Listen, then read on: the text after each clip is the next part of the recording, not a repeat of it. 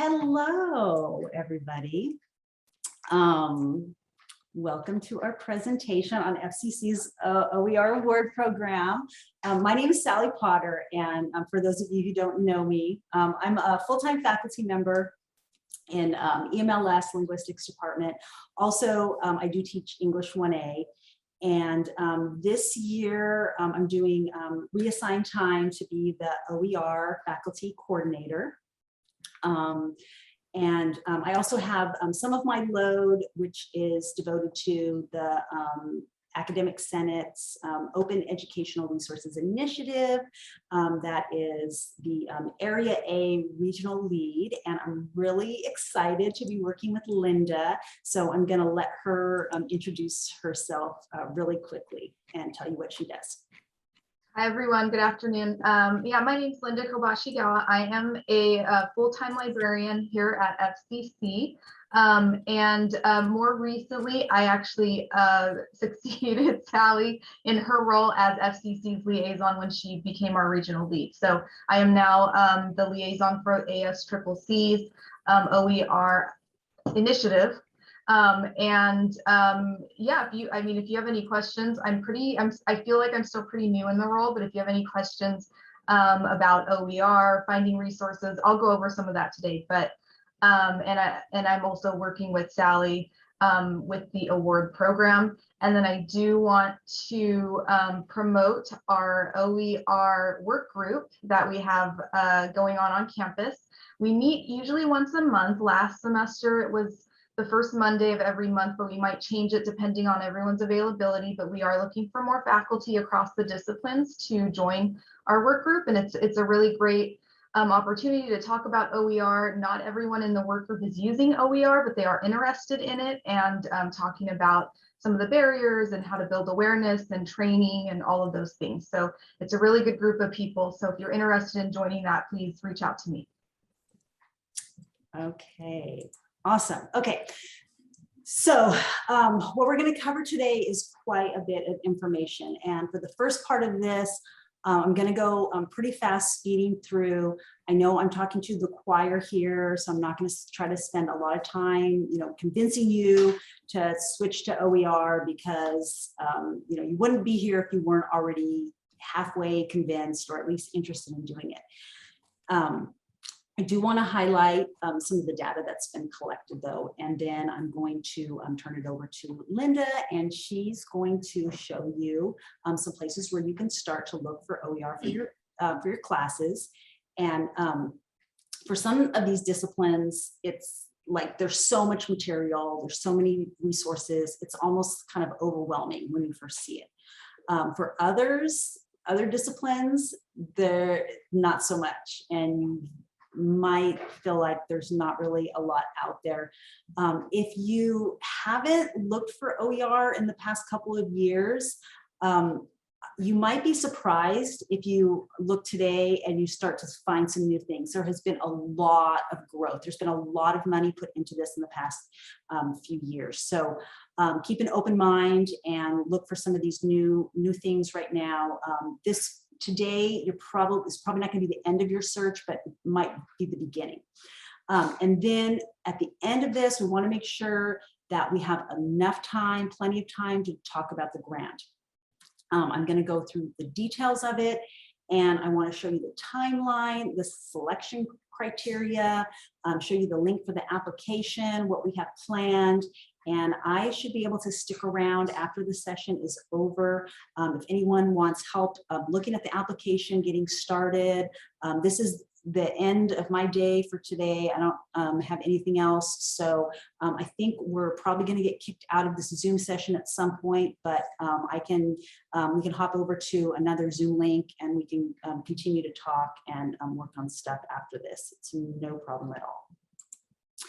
Okay, so what do they mean by open educational resources? That is referring to the license of the material. Whatever that is, whether it's a book, video, quiz, PowerPoints, whatever it is. It has an open license on it. So it could be free of cost, but not necessarily. probably accessing the material online is going to be free, but students might have to pay a small amount if they need to get a printed version, for example. So sometimes you might want or need students to have a printed version of your textbook. And in my discipline, which is ESL, that's pretty standard. We want our students to have the book with them in class because we do activities in class. On paper, they need to have it in order to participate. And, if those materials are openly licensed, they're not really going to be free because students need to pay for the paper, they need to pay for the ink, they need to pay for the printing costs, and that's required for class. So it's going to be, a certain amount of cost, but much, much lower than the cost of a commercial textbook. And then, of course, there are many students who just want to have a printed copy of their textbook. And yes, they could, access it for free online on a computer, if they have a computer at home or a tablet, but maybe they don't have that, or they just know that they're going to learn better if they have an actual piece of paper, actual book in their hand, and they just know that and they just want that. And so again, those materials wouldn't necessarily be free for them, but they're going to be a much, much lower cost because they're not paying for the license, they're just paying for paper, ink, and associated printing costs. Okay, then we have this other acronym that I want to show you, and that is ZTC, Zero Textbook Costs. So this is talking about the cost of the materials. And so whatever is free for students is ZTC. So it could be OER, but not necessarily. So this can be, anything that we can find in the library that students can access. That's probably doesn't have an open license on it, but it's free for them. And there are different rules about, permissions, and Linda can go into some of that stuff. She's the expert on that. But those are typically free for students. And then anything that you can find on the internet that's not behind a paywall, that's free. I mean, you have to deal with the ads, but it's, essentially free.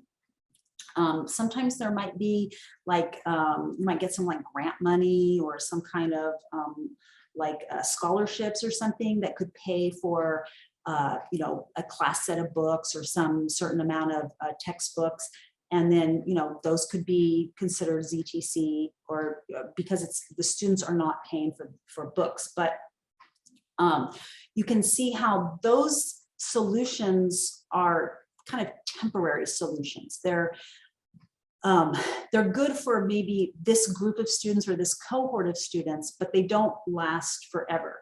So when permissions change, or a website goes away, links change, or the grant money runs out, then that's it. That's the end of it.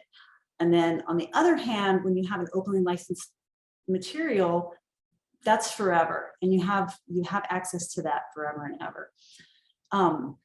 I do have on here writing your own because I just want you to think about that a little bit. Every single thing that you write, every essay prompt, every video that you make, every little piece of instruction or large piece of instruction that you write, it is copyrighted unless you put a Creative Commons license on it. And I'm going to talk about what that means in just a second. But I want you to think about it because you're already doing it. You're writing instructions, you're writing stuff for your students, you're making these videos, you're writing, announcements and welcome letters to them already. Whether it's long, many handouts that you're making that you could actually compile into a book, or it's just little snippets of directions. We're all doing it to a certain extent. Okay, So just want to make this distinction between OER and ZTC, because for the grant, if you're going to be working with these different kinds of materials that already exist and putting them together, including your own stuff, which you could be putting them together, it's called remixing. You're going to have to kind of understand what these terms mean, and also a little bit about the licensing. So I can talk about that. You just need to do, yes. I beg your pardon. We do have a question from, okay, sure. It says, how do I know if a website is 508 compliant? So yeah, normally websites are not 508 compliant. And so probably if you are going to be like linking out to it, then you have to understand that it's not going to be able to be read by a screen reader. Now this is a big problem for a student that needs to have a screen reader, and there's a whole discussion about this, but what my understanding is that ADA trumps copyright. So this is a DSPS question, and it's a legal question, but it's better from an instructional design standpoint to copy the text, create a compliant document, and then link to it, you know, give credit to it, to the source, make sure that you link to it, and then put that into your Canvas page or make a document of that. But I'm not a 508 or 503 expert, so that would be a good question for a DSPS expert. Does that answer that? Okay. Okay. Let's see. Yeah. So yeah. Okay. So the key here is just that, you know, OER is talking about the license, ZTC is talking about the cost. Ideally, we want to have things that are open and free. Doesn't always work out that way though. Okay. Okay, so licenses. Okay, these are the icons that you're going to see when you start looking. They're called Creative Commons licenses, and they're real specific kind of copyright that give special permissions to other people. So you're probably familiar with the way that commercial copyright works, and as you know, as soon as you create something, it's protected. Legally, nobody is supposed to be able to, you know, take that, use it, edit it without your express written permission. These icons, if you, as an author, if you use one or you put one on your work, you are preemptively giving other people permission to use it, and you're telling them the way that you want them to use it. Okay, and that is kind of the main spirit and principle behind OER. It's all about collaboration. So it's just like this situation. Say you're in your division office, and I don't know about the rules of other division offices, but this is something that does happen in humanities. Say you're, you know, making copies of a handout. It's like, you know, 20 minutes before class. You're, you know, a procrastinator. I, of course, would never do this because, you know, yeah, I would never do it. But this hypothetical situation, of course. So it's right before class. You know, you didn't get your handout into the production office in time, but, you know, you need it for this class. And, you know, you're in there making your copies, and a colleague from your department, you know, comes in, and you get to chatting, and they see your handout and they take a look at it and they're like, oh, that's pretty cool. And you start talking about what you're doing, and then they are doing something similar in their class. And so you start talking about that, and what they're doing is really cool.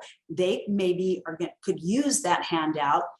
Maybe they could do something like add to it and something better. So they say, hey, email that to me. Okay, cool. So then you go to your office and you email it to them. They use it in their class. They're very careful to, you know, put your name on it, of course, that you created it, but they add their own part of it because they're doing a slightly different project. Maybe they expand on it or they add their part to it. They email it back to you, and then maybe you can use that part that they created. So it's a collaboration. It's a win-win for everybody. So this is exactly the same situation, except that instead of your department colleagues that you already know and that you're talking to in real time, you're working across space and time with other discipline colleagues from other colleges, maybe even other parts of the world, but it's the exact same idea. And I know that these licenses can be a little daunting, especially at first. And Linda is going to go into it a little bit of detail in a few minutes, but I just wanted to give you this introduction here.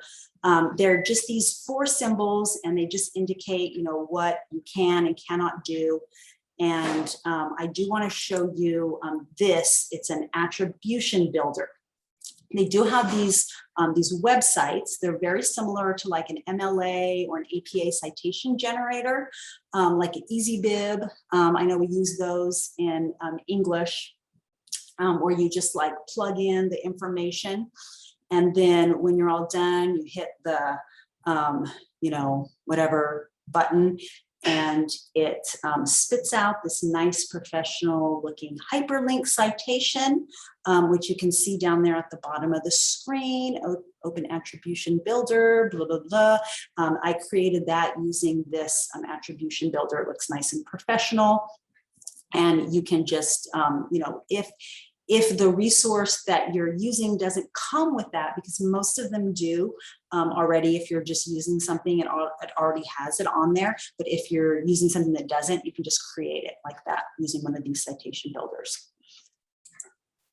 Okay, so why use OER in our classes? Of course, it's better for students. They can save money, and that's kind of common sense. But there's some actual data that shows better student outcomes. And so I want to dig down into the reasons for that. And then we're going to look at why using OER is better for us as instructors. Not just the fact that we can get some compensation for doing this right now, because there is some work involved. You know, I'm not going to lie to you about that. But we'll briefly talk about some of the advantages for us.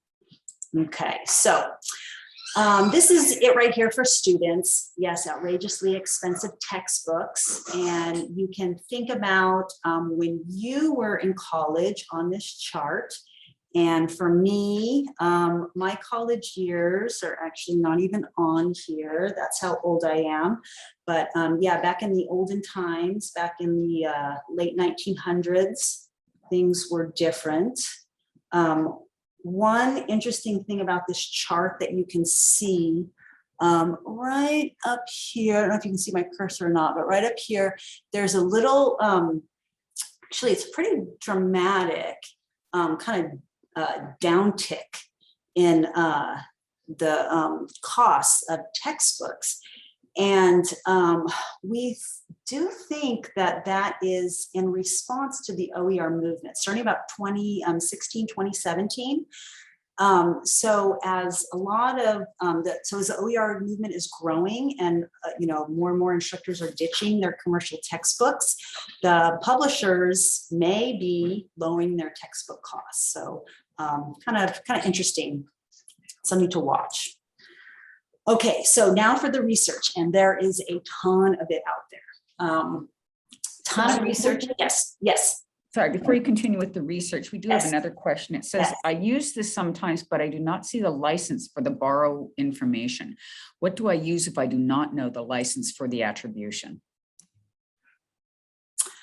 So if it's an OER, sometimes. Yeah, the reason why I asked that question, because sometimes I go to sites and I'll grab information, or I may even take a picture and I put it into the Canvas, and you're supposed to say where you got that, you know, that picture. Yeah, so right. So yeah, so Juanita, that's you, right? I recognize your voice. Yes. Yeah. So if you don't, if it doesn't have if you don't see a Creative Commons license, then it's just regular copyright. So in that case, if you are, then you should cite it like you would like a regular, like a regular paper, like you would cite like a regular APA paper type of a thing. Okay, thank you. Yeah, but like on that type of thing, like you wouldn't be able to make printed copies of that, that type of thing. But you can link, you can link to that, you can link out to that if it's a website like that. So you said you can't do a printed copy of it, but you can still have it in Canvas. Can it be still used or utilized as long as you have that attribution? I'm sorry, I'm just asking. I'm using this information in Canvas as now. So I just want to know my legality. Yeah, so it depends, right? So say you are, so let's say there's a website, I don't know, the New Yorker magazine, I don't even know what, that's probably not a good one. Some free magazine that's not behind a paywall. And it has a ton of ads on it all over the place. So there are some different things that you can do. And I think maybe Linda might be a better person to get into this during her section. But yeah, there's some different things to do. One thing you can do, the easiest thing that's always going to be legal no matter what, is just hyperlink out to it, right? So that is always gonna be safe for you. It's always fine. Another thing that you can do is you can grab the text and you can just make an attribution to that and say that this source is adapted from this website, and then you give the citation and just make sure that you put the URL and the full like APA citation for that, and then that will cover you. Okay, I just want to know. Yeah. Can I? Yes. I just want to add to that. Yeah. So we always recommend linking out to things, especially if you're not sure when it comes to copyright.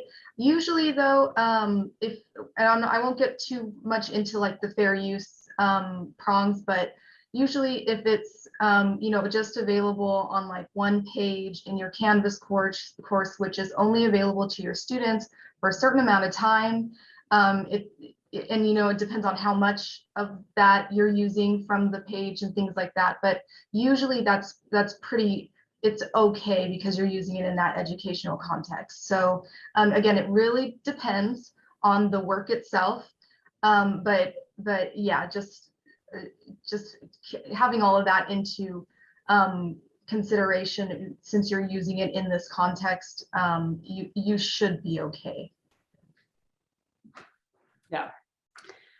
Okay. It's a long conversation, definitely a long conversation, and it's tricky. And then of course there's the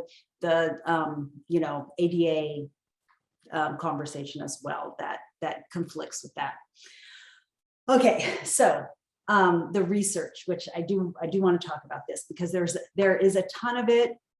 Retention, success, GPA, about you using OER, and you can just imagine every time there's grant money given, of course they got to do the efficacy studies, research follow-up to see if it was worth it, right? They want to know if they got their money's worth. So tons of studies. The good news is that every time they do the study, they find the same results again and again. The patterns are there. Large or small, across all groups, pretty much all demographics, no matter how they disaggregate the data, we see the same results. I really like this University of Georgia study, even though it's not local to us. It's not our student population, but it's a very large sample size, almost 22,000 students. But the other reason why I really like it is that in this study, they compared courses using OER to courses without OER with the same professors. So maybe in some of the other studies, you might say that the instructors who, kind of tend to choose OER, they might be like easier graders or kind of have like more, I don't know, like equitable course policies, and that's what makes the students have better grades, like some of those things. But no, not in this one. They controlled for all that. These are the exact same professors in the exact same courses. The only thing that's changed is OER or not OER. Okay. And you can see the difference is really striking here. So the other thing about it is the way that they disaggregated the data here. They did a really good job showing that there's a positive grade change. Okay, so in all the groups, and then a reduction in D grades, F grades, and withdrawals. Okay, so dropping the class in all groups. But in the Pell Grant recipients, which basically just means lower income students, and then your non-white students and your part-time students, the gains are even more. Okay. Sally, we've got a question from Yes. Susie. It says, do you know if the overall material was less in the OER courses, with the comment that some textbooks can be a bit too wordy? Yeah, with this number, I don't know the specifics. But I don't, when they're talking about OER books, Sylvie, right? Those can be, is that right? Oh no, Susie, sorry. Yeah, I can't, I don't know the answer to that question, sorry. Okay, so here's another one. This is from Sac City, so a little more closer to home here. Again, the results are similar, and we can see gains in all the groups. Largest gains, though, are in the groups that are traditionally disproportionately impacted. I know that this slide is not that easy to see. The red bars are the non-OER success rates, and then the black bars are the OER success rates in the corresponding courses. So yeah, gains across all groups, but bigger gains in our non-white student populations. And if you think about it, it does make sense, right? That like the high textbook costs, if they're more of a barrier for the highly impacted groups, then if you just remove that barrier, then you're automatically going to see bigger gains in those groups. So if you're looking for ways to inject or apply equity in your classes or your program, then looking at using OER is kind of a no-brainer. It's kind of an easy way to go, kind of a place to start at least. Okay, now besides just looking at like the raw data and like the comparing the retention, success, and GPA, they also have a lot of this accompanying research that surveys students to like dig into their perceptions and ask them the reasons why these textbook costs have such a clear and consistent effect. So like, okay, yeah, you're saving money, but how is that making your grades better? How is that making you stay in these classes more and finish these classes and get better grades? How does that work? So this is a student study, a student survey that was done by Butte College. And they asked students if the cost of required textbooks had ever caused them to do any of the following things. So 40% of the students in this study from Butte College said that at some time in their college career that they took a course and they couldn't afford the textbook. And these are, students who have all the same access to FAFSA, BOG waivers, everything that our students have. So they couldn't afford to buy the textbook. So, what did they do? Students have different strategies for dealing with that. Some of them just ended up failing the class. Some withdrew, they tried it. They figured they couldn't pass, so they just dropped. Some stuck with it, but they ended up getting a lower grade.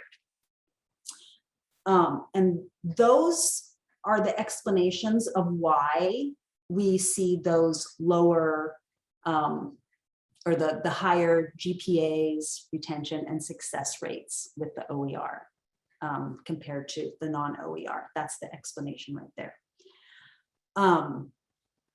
And we see that consistently over and over again.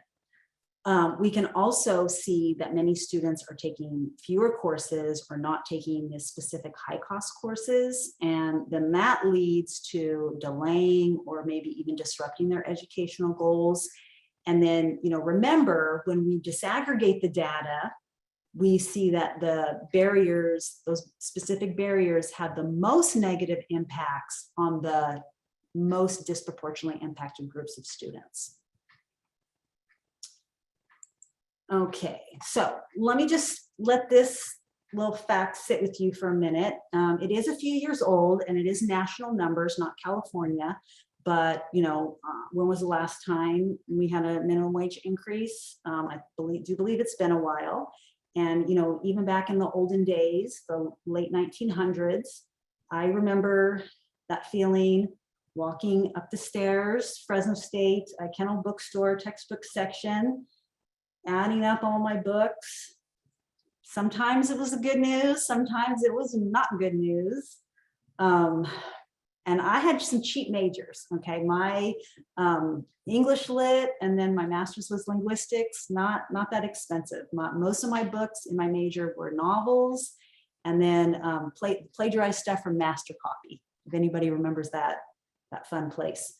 And I may be really dating myself there. But, students are not stupid, they're pretty savvy, and they do know that sometimes the required textbook is not, it's required, right?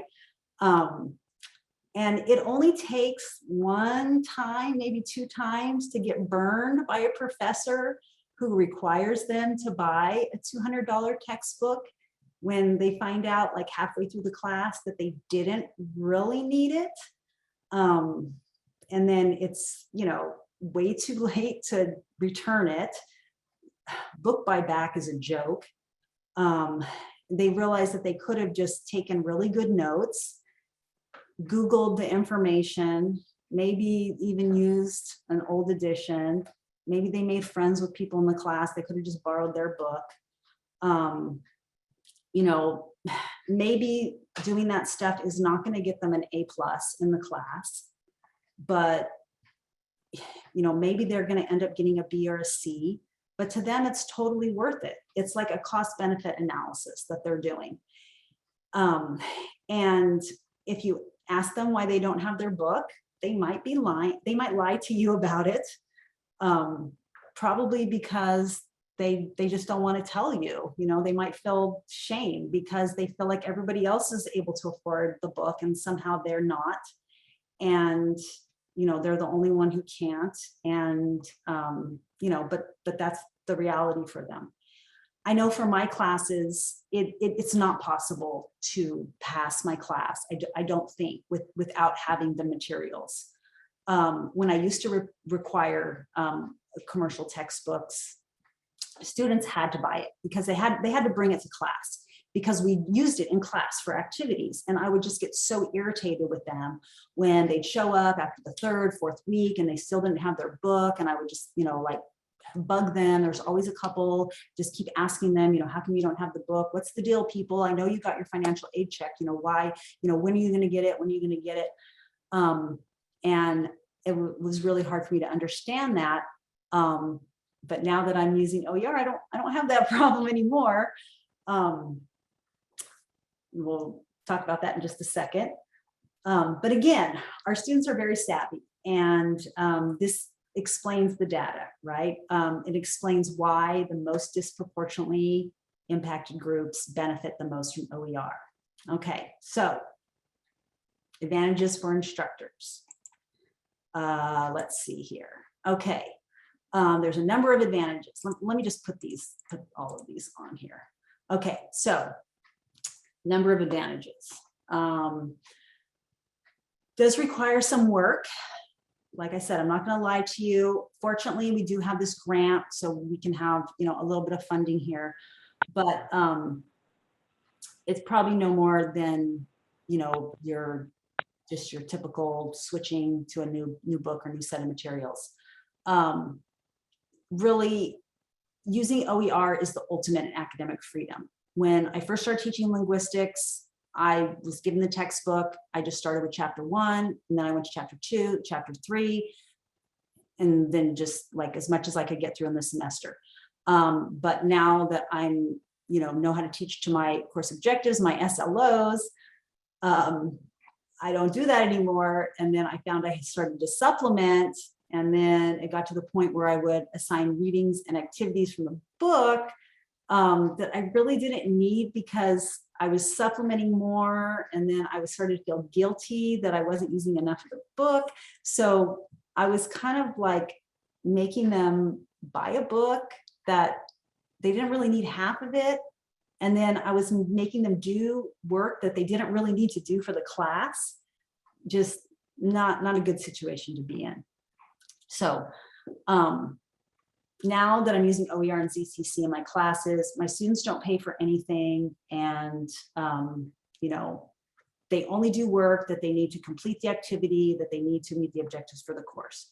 And that really allows me to get into the topics that we need for the course. It allows me to be really creative and to get into more interesting, exciting topics in a deeper way. It's more interesting for me, and then that translates to being more interesting and engaging for my students instead of this lame-o generic stuff from the textbook.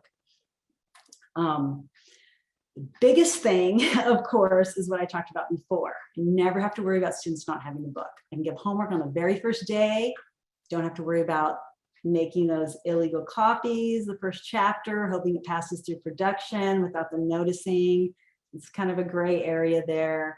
Every student has my book as long as they can open Canvas from the very first day of class. It's just not an issue. I don't want to spend too much time on this, but I just really want to talk really briefly about open pedagogy. This is just a new idea for me. I'm just starting to get into it, but it's a natural connection between OER and this open pedagogical approach. The idea is that there's an additional top level to Bloom's taxonomy at the very top called sharing. It's the deepest level of learning, and it focuses on the digital world. And it's engaging students in sharing their learning in a community with learner-driven work. It taps into their intrinsic motivation and deepens their learning. And I've got an article here that shows that improves outcomes. And here's some examples. If you can look, I do have a little tutorial here on Perusal. Perusal is an LTI that we have in Canvas that you can check out. It's an annotation tool for collaboration, but the idea here is that students are part of the creation of the content. So that's kind of the idea of not just collaborating with other colleagues, but actually bringing students into the collaboration process. So, Sally, Sylvie's asking if please you could show your OER book for linguistics. Thank you. Could I show it? I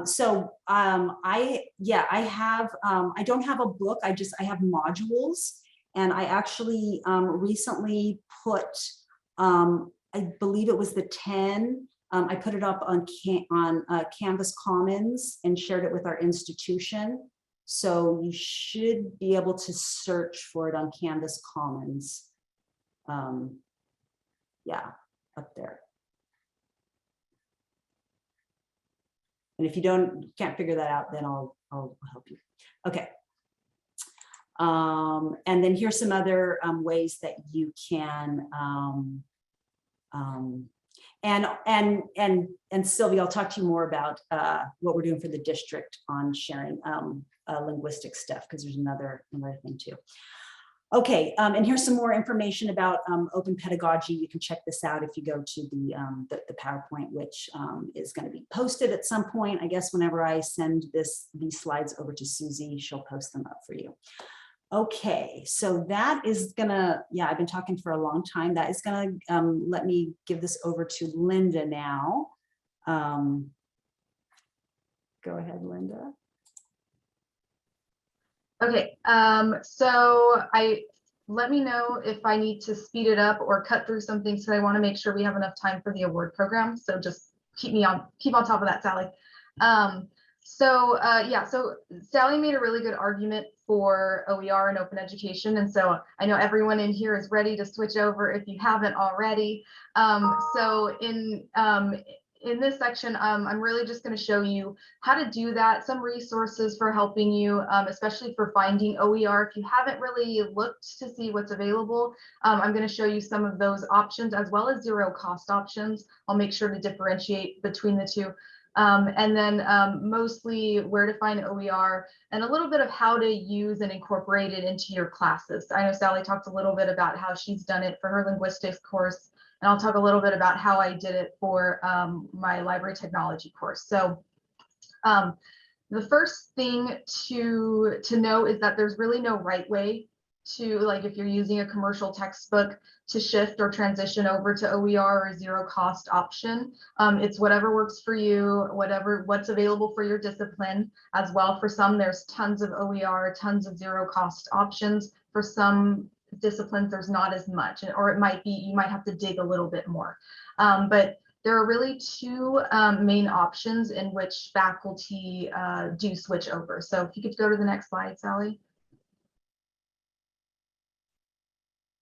Okay, so the first one is the simpler option, which is just basically finding a full textbook replacement through pre-curated collections. So the material's already probably in an e-textbook format, or that's available, an e-textbook that's already available in a few different formats that you can make available for students. There are a lot of repositories, a lot of repositories out there.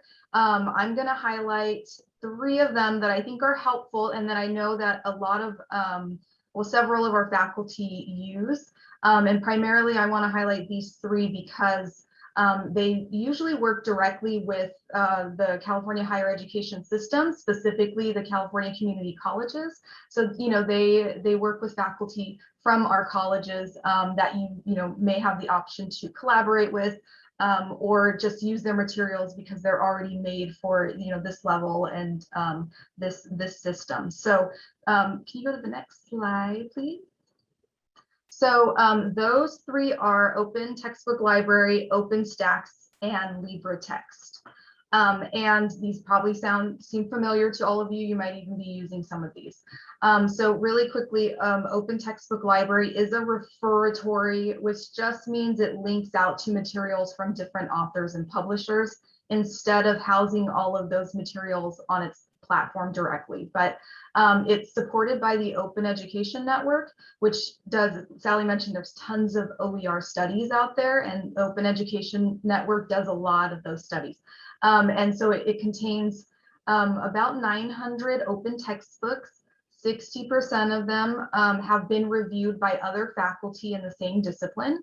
And if you look at those reviews, they're really helpful. They look at things like obviously accuracy, comprehensiveness, but also like the organization and flow of the work, how readable it is, cultural relevance and sensitivity, which is that component is gaining more ground in when we're talking about reviewing OER too. So that's also something to look for.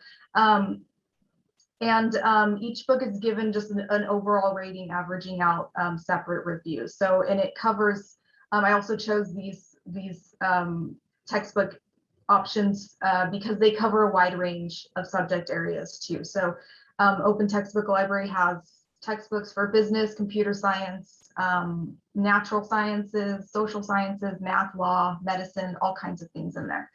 OpenStax is another one. It's a project of Rice University. All of the titles in OpenStax are peer reviewed by educators. So they meet requirements for the courses that they're written for. It's a smaller collection. There's about 40 titles, but they range from astronomy to psychology to econ, all of those. I should say, like, OpenStax and Open Textbook are primarily for adoption. I might have to defer to Sally on this, but they're primarily for adoption. I mean, you'd have to kind of download them and try to figure out how you would edit it if you were to do that. So these are good places where you find a textbook and it's great how it is, or you want to use some chapters from it and you just kind of drop those into your courses. They're not made so much for they're OER, so you can adapt them, remix them, those things, but it would take some specialized software or something for you to be able to do that. But in OpenStax, there's a cartridge specifically created by, I think, the ASCCC or the OER initiative for you to just embed the book directly into your Canvas shell. So they makes it easy to incorporate it into your Canvas shell. And then Libra Text, the reason why I mentioned the remixability of the titles in OpenStax and the Open Textbook Library is because Libra Text is really, it's different because it is created to allow for that advanced customization and creation of OER, including like interactive elements, all within LibreText Studio. So I know some of you here are familiar with LibreText. You attended the LibreFest training that we had. And there is a sort of a learning curve with LibreText, but it really does allow you to pull things in and remix and adapt and do all of those things. So that's also an option, but you can just use something that's already in LibreText as well. So its topics, its subjects cover things across the board too. So there's different libraries or different materials that you can go into, like engineering, humanities, foreign language, workforce development, all of those subject areas. And so there is a pretty good level of support with LibreText. It was started by a chemistry faculty, I think, at UC Davis, and was able to greatly expand it through a Department of Education grant. And so they've been really working and expanding that platform. And we've had training specifically for Fresno City College faculty, and hopefully can do some more of that if more of our faculty are using LibreText materials. And I think there was some talk about getting someone to come on campus, right, Sally, if faculty are interested in that, to do some hands-on work. Yeah, so I had talked to Delmar, who's the founder and I don't know, CEO, or I don't know what he is, the head of LibreText, and he said that yeah, that it most likely they can have a person come probably around the beginning of October. So we're going to try for that. Yeah, so maybe, yeah. Okay, great. So can you go to the next slide? Really quick, I just want to mention some of the zero cost options that we have available, mainly through the library. Because OER is where the license is open, you can use, you can share, you can retain the material with no limitations. I'm going to talk briefly about some options that are zero cost, so they won't cost anything for your students, but you don't really have those allowances. And so just to get some of these on your radar, and you can kind of explore some of the options, is Faculty Select, and this is not in order. So Faculty Select is that third one and that third column. But that one is actually, it's a semi-new resource that we have at the library. It's through Ebsco. You can actually search for OER and DRM Free Ebook. So the OER collections, you can just download them, link to them right off the bat as you find them in Faculty Select. And it's got things from like Open Textbook Network, SUNY Open Textbooks, BC Open Textbooks, and other ones. But it also has these DRM free titles. And so these DRM free are not OER because there's still copyright, there's still licensing around them. But the DRM free just means that there's no limitations on downloading from it, printing it, copying and pasting from it. You can upload the entire book to your Canvas course, and that's totally fine. So that's what the DRM free means. So there's a lot of allowances with it, but you can't make any changes to the materials. That's the only thing. And then if you do want to purchase any of these DRM free materials, just let us know. There's an option in Faculty Select for you to do that. And then it'll go through approval at the library, and then we have full access, like perpetual licensing to access that material. And again, it is free of those digital rights management limitations. O'Reilly is another one. I know that a lot of our computer science, graphic design, those types of instructors, they use a lot of materials from O'Reilly. So it's helpful for those things, but it also has things about soft skills, teamwork, team management, presentation skills, things like that, if that's something that you would like to incorporate into your courses. It also has videos and learning paths similar to something like lynda.com. It's very similar. And then we also have Ebsco and Proquest Ebook Central as well. And a lot of these books have unlimited user access, which means as many people can use the book at one time as they want. But these are, again, DRM free, or I'm sorry, these are DRM protected. So there may be some copyright involved with them. And so these are the resources that we recommend you link out to, as opposed to uploading it to your course. Okay, so I think go to the next slide, please. Okay, so I talked about the first option, which is incorporating just the entire book or the entire material into your course. But there's the other option, which is taking like the individual pieces and incorporating them into your class. So this is more labor intensive, but it's probably better because it allows you to customize, to tailor to your students, tailor to your style of teaching, align with your course outcomes, with your course outline of record. So for example, one thing that I do with my library technology class, I teach a course that it focuses on a very specific area of library work, which is reference services and resources. And so there's not much or any OER that I can find out there specifically for this class and for what I need to cover for this class. So I just went around and collected a lot of different readings, videos, put those together in my Canvas course in different units and different modules. And that's how I make kind of my class zero cost for students. It's not OER because I feel like I'd have to create that myself, and it is a lot of work. But you know, some of the materials open licensed, but most of it is free through the library, or I found it online where you know, I've worked with thought about the fair use applications for it. So piecing together these smaller components might be what you need to do or what you prefer to do. And there are places that you can look for that. There are huge, again, repositories, but also like modules and assignments, full courses, a lot of ancillaries. I'll mention Cool for Ed, which is a big one, and it's a really helpful one. I think it was created or it's hosted by the CSU system. And it has really great spotlights for faculty who've created OER for specific courses, as well as material spotlights. And there's also OER Commons and Merlot that also has a lot of these different types of OER, not just books.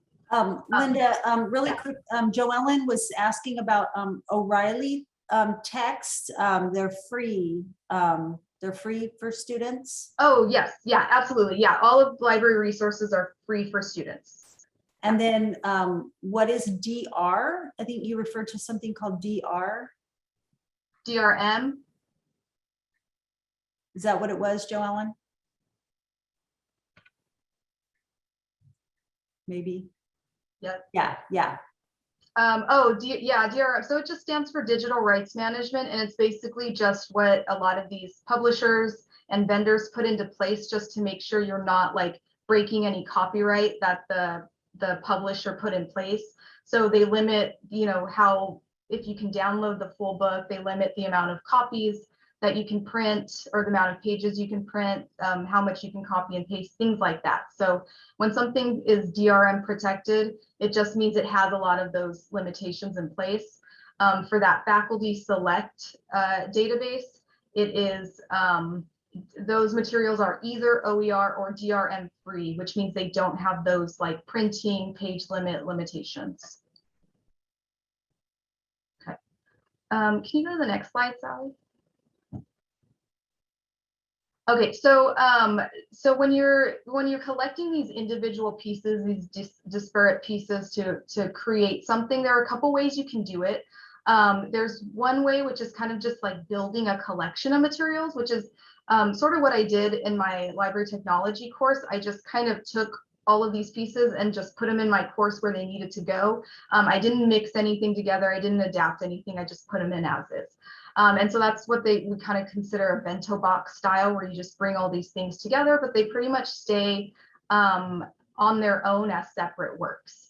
And so that's pretty straightforward. You can look at the licenses there, but it's not as important as the second part. So can you go to the next slide?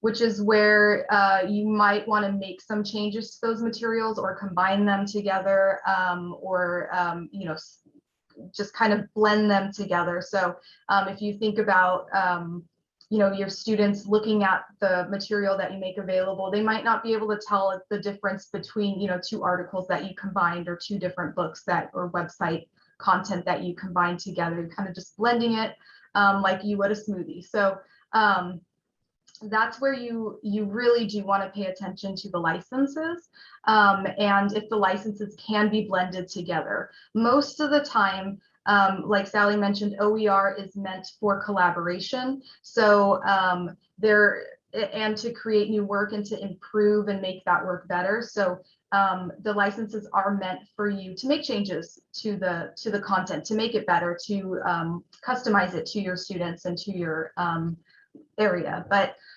sometimes there's not. So can you go to the next slide?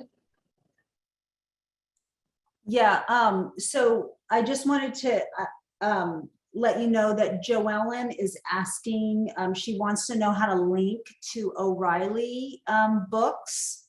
So maybe, yeah, so I'll get with you after, Joellen, and yeah, show so you maybe you can show her that. Yeah.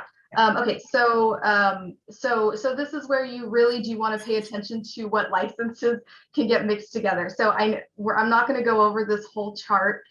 This is just to kind of show you, those different licenses, Creative Commons licenses that Sally mentioned at the beginning.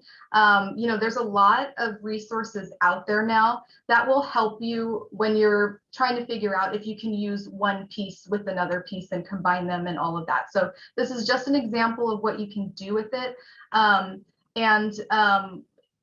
We have, if you do apply for the award program and get approved, we do have some self-paced Canvas courses that you will be taking as part of the award program.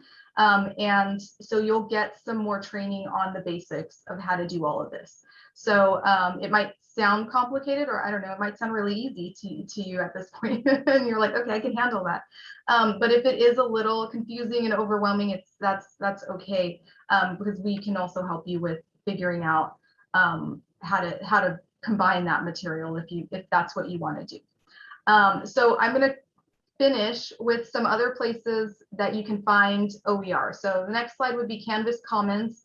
I think at this point we're all pretty familiar with Canvas Commons. I think it's available in that global navigation menu right below your inbox in Canvas, and you can download pages, quizzes, modules, entire courses from Canvas. I adapted some library research tutorials from amazing librarians at another college district, I customized them to Fresno City College, and then made them available in Canvas Commons for FCC instructors to upload into their courses. And then you can see on that second little screen grab, there's attribution that's required for that. And it's pretty straightforward. You know, you can use this, you can make any edits to these modules that you want.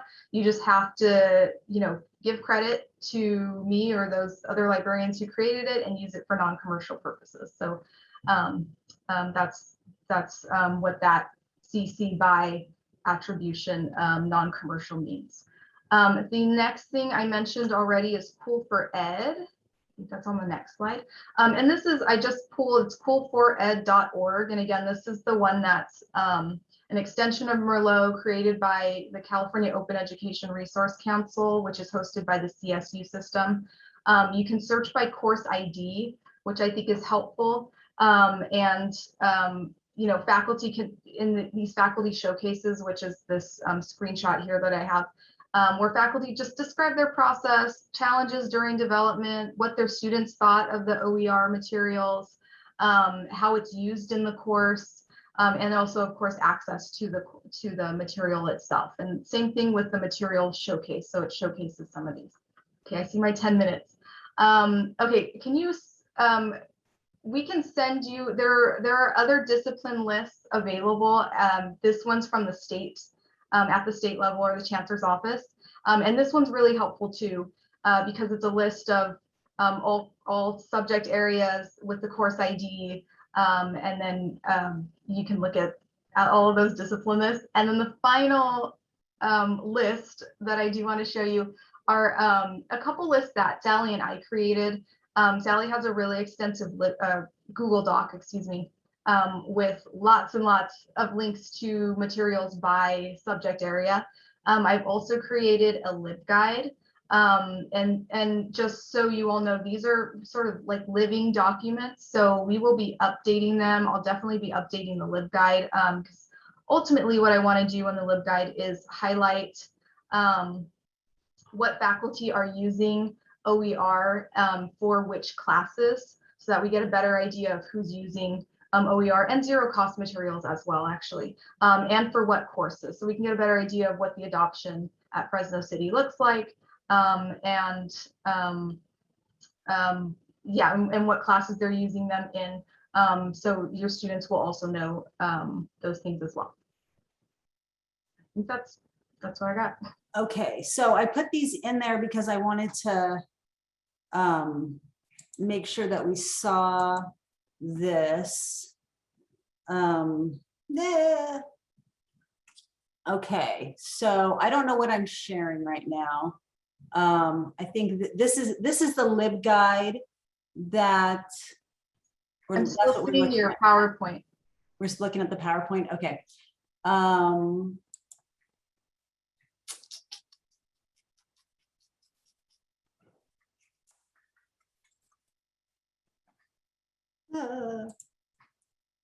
Okay, so what I'm going to actually do is, no, I'm going to go back to the PowerPoint because we're almost done here. Okay. Okay, so just a second, I will put those links in the chat for you, and actually maybe Linda could maybe figure out how to do that while I'm talking.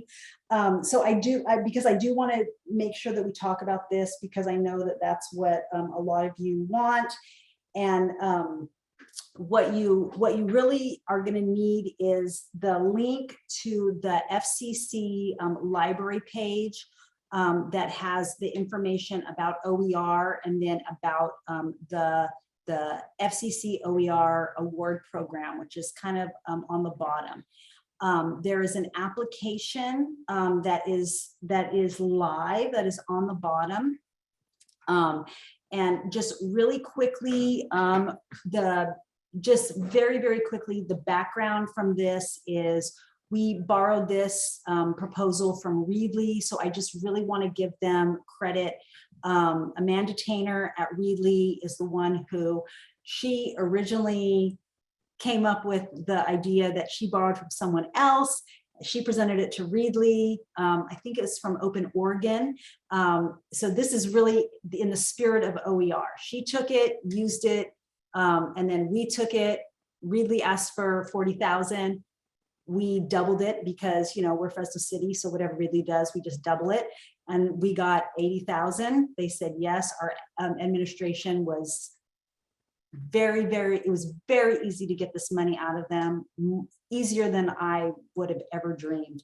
In fact, I don't know, this is being recorded, but I feel like maybe if this goes well, they might be open to giving us more money. Now, this is HERF funds, which is COVID relief. So this particular funding stream is, you know, this is it for this. So if we want to continue this in the future, we would have to look for different funding, but, you know, that's my job to figure that out. Okay, so if you want to apply, you go in there, get into the application, you do the application, and the details are that you must create OER for your class. You're basically working and developing the materials this fall, this semester. And then you have to commit to use those materials in at least one section of one course for spring 2022 and fall 2022.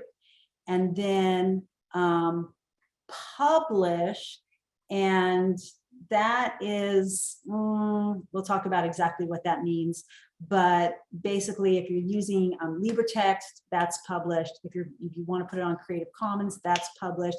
If you are just, you know, printing it out, having it printed for students, that's published. It's not like you have to get it published by, you know, some fancy thing. Okay, so I don't want anybody to feel like that is a barrier for them. There is a work group that will, if anyone would like to be on the work group, we are soliciting membership. This is a different work group than the one that Linda was talking about. This is a smaller one. So this is the OER award program work group. And we have a rubric. I'm going to show you the rubric in just a second. That will determine if we have more applicants than we have money, then that will determine who will get the awards. This is the basic timeline. So we've got this application period here that is, you know, like a month, okay? And I do realize that this is a very busy time, so that's why we're leaving it open for like a month. I am doing office hours, okay? So every Tuesday morning, every Thursday evening, and every Friday afternoon, I will be sitting in a Zoom room. Now, how I'm gonna get those Zoom hours to you, I think probably the best, Susie even in here? Yeah, there she is. Susie doesn't necessarily know this, but I probably like a mail all with the link in there will probably be, not every single time, but maybe like a one-time shot. Hopefully that's something that can happen. Would be the best way to get that out to you. So that's what I'm thinking. And then the awardees will be notified. Then there will be a mandatory orientation, and that's like a Zoom thing. It's not anything in person. I'm stuck in my home for the next foreseeable future, I guess, year. So I'll be here. We'll be doing it on Zoom. But the idea is just want to make sure that everybody understands exactly what, you know, they're getting into, and, you know, what they have to do, and, you know, what kind of supports that they get to, because this is what I'm doing. I'm not teaching any classes for the next year. I am helping the awardees, people that are participating in this, helping you through this. Everything that you need to do to get your materials done for your students, that's my job, to help you do that. Sally? Yes. Sorry, Sylvie's asking if faculty will be paid to be in the work group. And Marissa's asking if you're applying for 2 different courses, do we submit 2 separate applications? Thank you. One application per faculty. Yeah, you can only do one. Yeah. So there are some incentives that you can see for a full department participation. And so the way that works is you can have like one person from your department be like the lead, and they can do like, you know, the majority of the work. And then you can have collaborators that can kind of, you know, adopt on to them. There are different categories. And so I do want you to, you know, check that out. And, you know, look at the different categories. And I know we're just almost out of time here, but I do want to just, you know, spend this time to answer questions. I do, though, want to look at the, this is the rubric. So it's, you know, it's pretty basic. And I got this from Readly. They're using this exact same rubric. But again, I'm really hoping that, you know, we can fund everybody. What Readly was ahead of us because they got theirs approved, you know, almost like 4 or 5 months and before we did.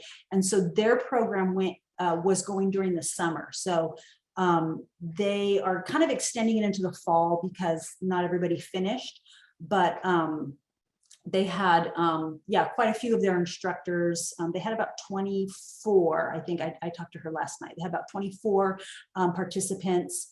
And so I'm hoping that we can get, you know, 50, something like that. And I'm hoping that we can fund everybody and we won't have to turn anybody down. But this is, you know, this is what we're looking for. So, yeah. And that's what the office hours are for you to pop in, ask me questions about the application. I can walk you through if you don't, you know, if you're confused about anything, I can help you with fill out the application for sure. And if the office hours don't work, you know, again, I'm not teaching. I am no longer on program review. I was able to get rid of that. So I have my Tuesday afternoons free. And this is what I'm doing. So I'm devoting my time to this. Emily, I see your hand raised. Yes. So, so if we're already teaching a class that is it's already pretty open, would we still be able to do this with that class, or it has to be a class that, because basically all my classes are under $40. Yeah. So what is your discipline? I'm in the visual media technology department. Okay. So so would you be just like, I mean, would you be like writing something, like writing or preparing materials, or Well, I've created videos for everything. The textbooks are all free. The software's all free. So you have, I mean, so you have to create something, right? So that's the idea, that you have to make something and then publish it. Now, if you are, if you have something that you're already, that's kind of like, you know, that you're already kind of using. I mean, and is there maybe like, you know, like a test bank or PowerPoints or videos maybe that you can create that can go along, you know, that can go along with it, that you would use, you know, I did all the videos and test banks already. So I guess I can't do this until I start teaching a whole new class. Okay, no problem. I mean, we could talk. Yeah, I mean, we could talk about it. I mean, you know, think about it, and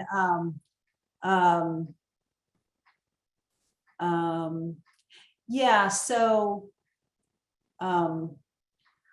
that's a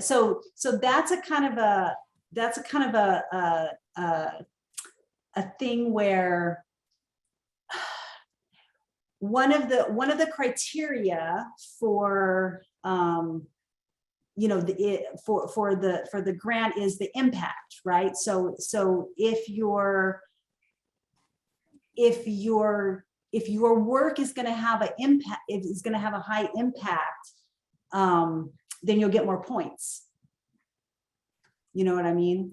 If you are competing against a bunch of other people, then maybe you won't. But if there aren't that many applicants, then maybe you will. So, so talk to me, fill out the application. Yeah. And Sally, it's Yes. time to end this session, but I Yes. have 2 questions that I can send to you from 2 folks who did not get their questions answered. Yeah, what time do we get kicked out of here? Do we get kicked out of here like now? We're supposed to end it. And Okay. now, if you can answer them very quickly, Yes. Jack said, is it only one application? If only one application per faculty member, can a department submit 2 applications for 2 separate classes? Yes, absolutely. Yes. Oh, okay. Yes, And the last one absolutely. is from, So you would just have like 2 different point people. okay. And then the last question is from Amy. Are the details for the different categories on the library website somewhere? I don't see descriptions on the application. Yeah, I hope I answered that in the chat, but let me know if I didn't. I can send the link again. So if you go to that link that I'll paste it in there again, but it's at the bottom of the page. There's a tab that says application categories, and that's where you can find the categories and the levels and select what you want to, which ones you want to apply for.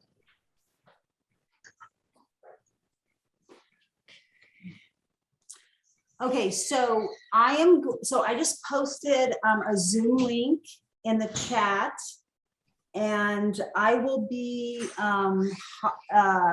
going over there right now. I totally do not expect 58 people to go there. Hopefully not, but you could. But yeah, if you have any questions or you just, yeah, there's no way that I could follow all that. That was way too much. Yeah. Yeah, there's another question about classified staff being able to take part in the award program.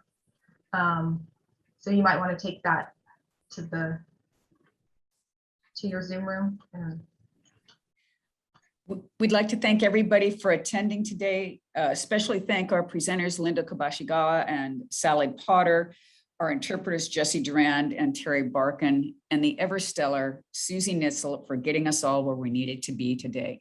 Thank you so much. Rest up. Monday's going to be busy for everybody. Have a great weekend. Thank you.